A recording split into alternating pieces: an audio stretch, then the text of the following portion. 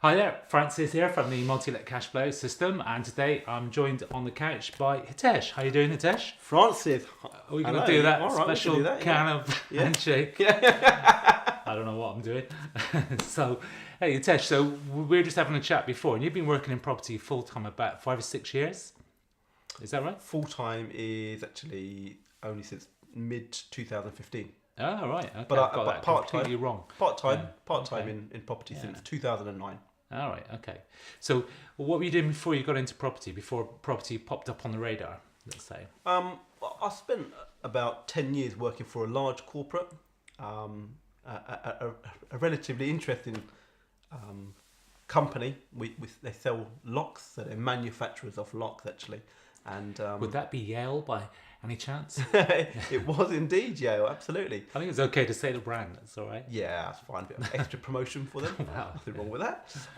But yeah, I spent 10 years working for this massive corporate in various different roles. And it wasn't necessarily just before I got involved in property, because since 2009 we were doing property part-time, and I was still kind of working that kind of corporate role at that time as well. When you say we, who was that? Who's we?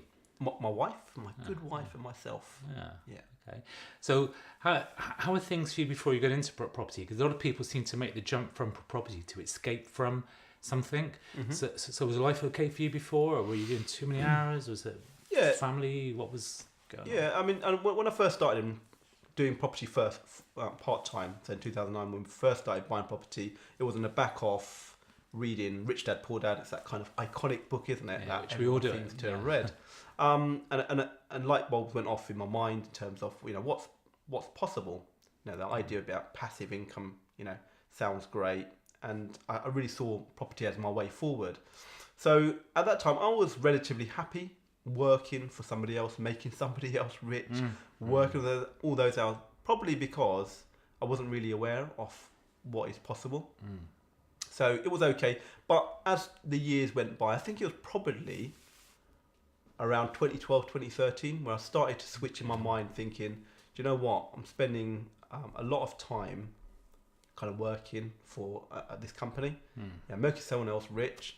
The property stuff as a part-time, because we were buying properties pretty regularly. I was looking at that going, this is actually quite good, what we've got in terms of passive income and the assets that are sitting there. And also I started to learn much more about myself, my own values. So what's most important to me, what I value most in life.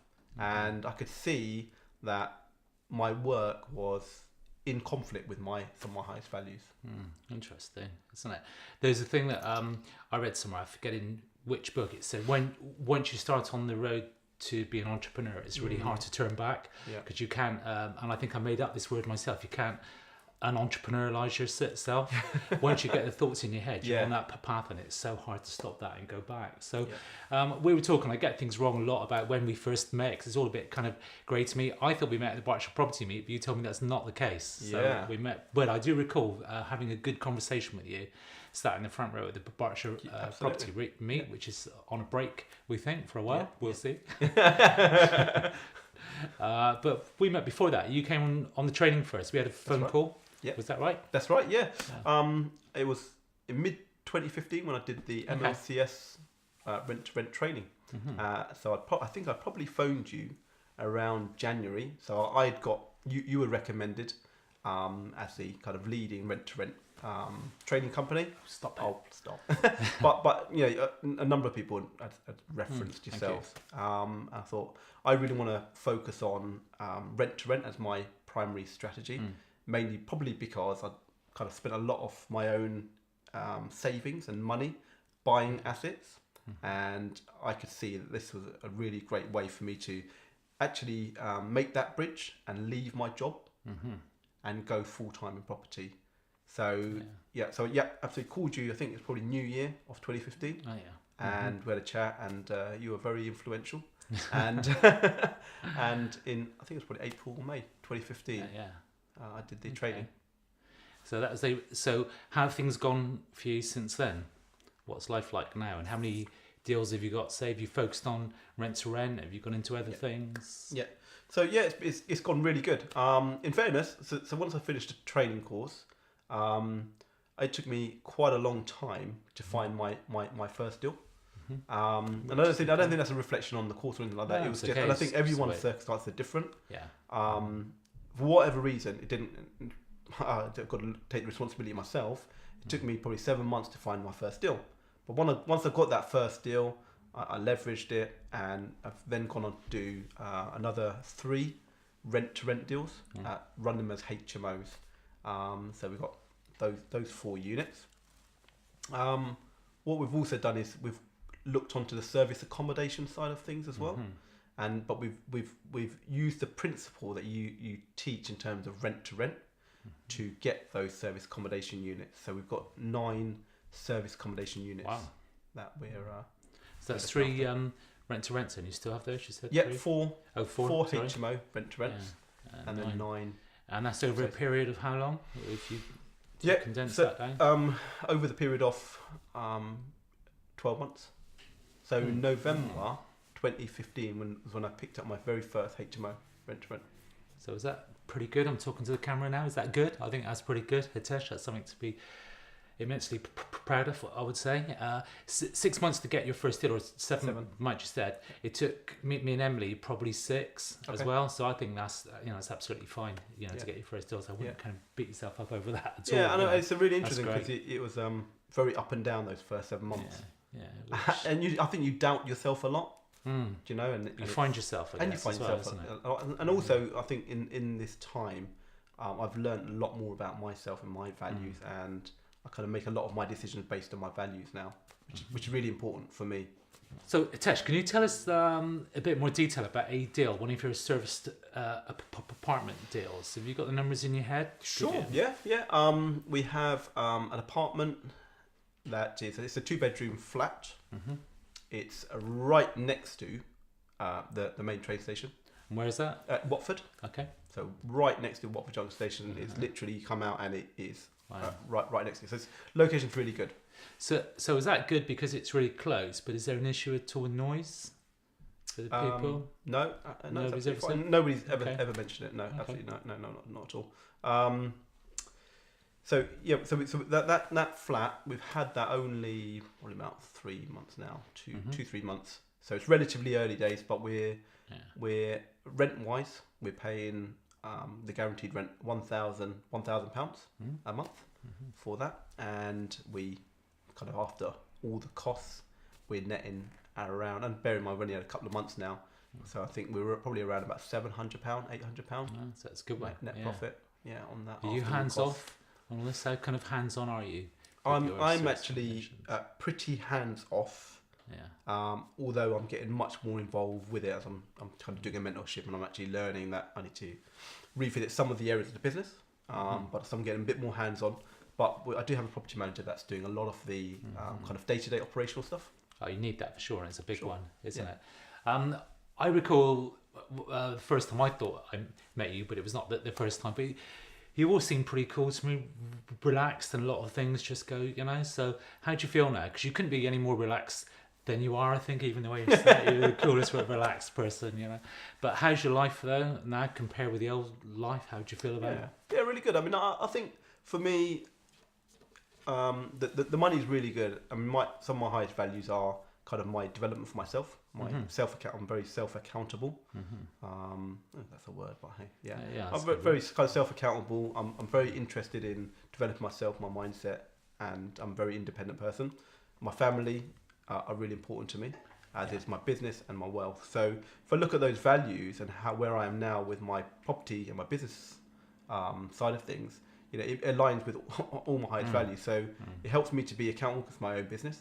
I have staff members. I have 2 full-time staff members, so it helps me to be able to kind of give them opportunities as well. The properties are all near my home. I won't go too far away from my own home because my family are really, really important for me, and I want to be there for breakfast and I want to be there for bath time for my children. That's really important to me. So that helps me to meet that need. I'm running my own business, and my wealth is growing obviously from the success we're having from it. So it's meeting all of my highest values. So I don't feel conflict. I feel very comfortable and calm about how my life is at the moment. Of course, I want more. Who doesn't? Yes. Well, talking about more, so your plans for the future are? Scale up the service combination side of the business. Be looking to take on hopefully some bigger units, and try and scale that out to be much more profitable, and really probably focusing more on my kind of vision for the future and my own values, and kind of working more along those side of things. So we'll come back to it in a minute if you can tell us how you found your deals. But I did ask you to tell us something unusual about yourself, something quirky, just kind of add interest to the interview. I think so. What have you got about you that's something a little bit unusual? Probably what we get up to on the weekends, actually. So I lead an alternative life on the weekends. Oh dear. It's not quite what you think, but often you'll find me at a bus stop on the weekend, often on Saturday. And my son's really into buses. He absolutely loves them. And your son is age? He's 5 years old. He's 5 years old, and he absolutely loves numbers, and he is obsessed with buses. So we are all over the place. So just yesterday we left home at like 9 o'clock in the morning, 9:30. I didn't get home till 6:30 in the evening, and we were out on a bus going all over the place, and he absolutely loves it. But that's what he loves. So it's going to be a laugh as well to do that. Yeah, it is funny, and you meet some really interesting types on the bus. Bonding as well, isn't it? Yeah, absolutely. It's quality time with the family, and I really like that. That's really important to me. Yeah. So, what do you do for fun apart from that? You obviously do some other things for fun, apart from, going out on the buses. But do you do anything yourself, or are you spending all your time on the business for now? A lot of time on the business. I like food. I love eating. So I love going out and trying new places to eat, new kind of foods to eat. I'm very interested in travel and personal development, so I spend a lot of my time reading, listening to audio to try and improve myself, and learn. And obviously, plenty of quality time with the family. All my, apart from my wife and kids, my brother and even my mother-in-law, sister-in-law, my mum and dad, we're all geographically very close by. So I get to spend a lot of time. Oh, that's great, isn't it? It's really the best, isn't it? To be it's really nice. Close to your family. Yeah. A question we often get asked, and I think if it's okay to ask you, so where do you find your deals? Because it seems the biggest roadblock that people have, they do the training, but it's trying to find the deals. Do you get them through agents, landlords, and what can you give us as a big tip? Yeah. So nothing rocket science. All my deals have come through agents. And the tip, I think, is probably it's a numbers game. So when I first in that difficult 7 months, trying to get that first one and look back on it, it's just ridiculous. In my area, there's about 20 different agents, and I got led down a merry path by a few of them who I thought were on board with what I was doing, and clearly they weren't. So eventually, I got annoyed, and I think I was very direct with them, to the point where I was sort of saying to them that this is the way we're structuring our business, this is what we're trying to do, provide a guaranteed rent scheme for your client. We cover parts on the maintenance, etc., etc. So trying to sell the business proposition, and I'll just be direct with them and say, would that work for you and your clients? If it doesn't, that's fine. Please be honest with me, because I don't want to waste your time. Obviously, I don't want to waste my own time.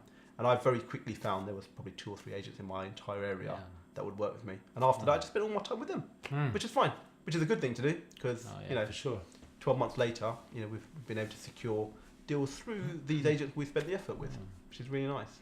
And do you still speak to those two? Have you expanded, or do you just stay with those? Still with those 2 or 3. I mean, if I had, and you're right, it's a really good question, Francis. I should be going back to the other agents and say, hey, is there an opportunity to do some work with you guys as well? We're working with your competition, and they're pretty well known agents. Is there an opportunity to do some work with you?